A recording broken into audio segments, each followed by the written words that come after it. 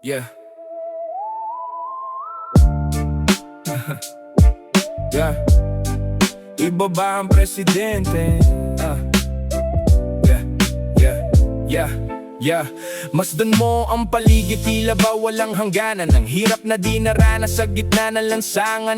Nilulubog nyo ang bayan sa lalim ng utang, habang ang bulsa nyo ay laging may puwang. Aba, mahabag naman kayo sa mga nagugutom, sa mga pamilyang ang ulam ay puro na lang laso. Na mundo ay naghihirap, hindi nyo ba nakikita? O sadyang nakapikit ang mata nyo sa pera? Mahiya naman kayo sa harap ng salamin.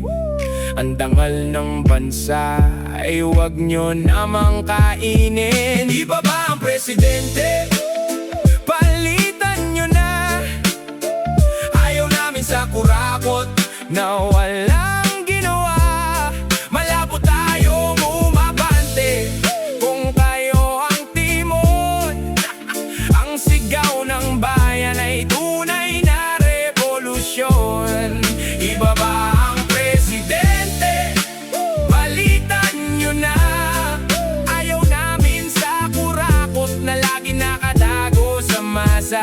Yeah, yeah. Bawat sentimong kinuha nyo ay pawis ng maralita. Pinambili nyo ng luho at mga peking balita. Ang hustisya sa bansa ay para lang sa mayaman. Ang mahirap ay laging talo sa dulo ng labanan. Kailangan ng pagbabago na hindi lang sa salita.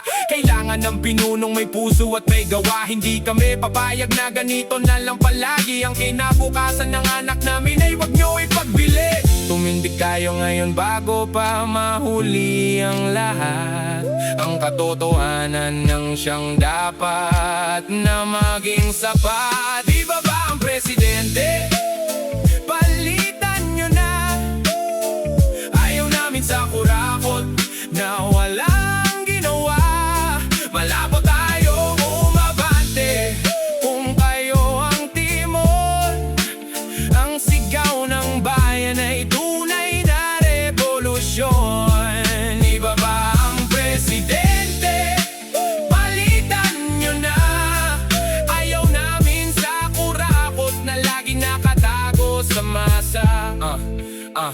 Ang sigaw sa kalsada ay hindi lang ingay. Ito ay boses ng mga taong nawalan ng malay. Sa pangakong napako at sa sistemang bulok, ang bayan ay pagod na sa inyong mga pasabog. Panahon na para ang tama ay siyang manaig, at ang boses ng katotohanan ay muling marinig. Iba ba ang presidente?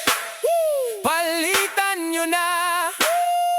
Ayaw namin sa kurakot na wala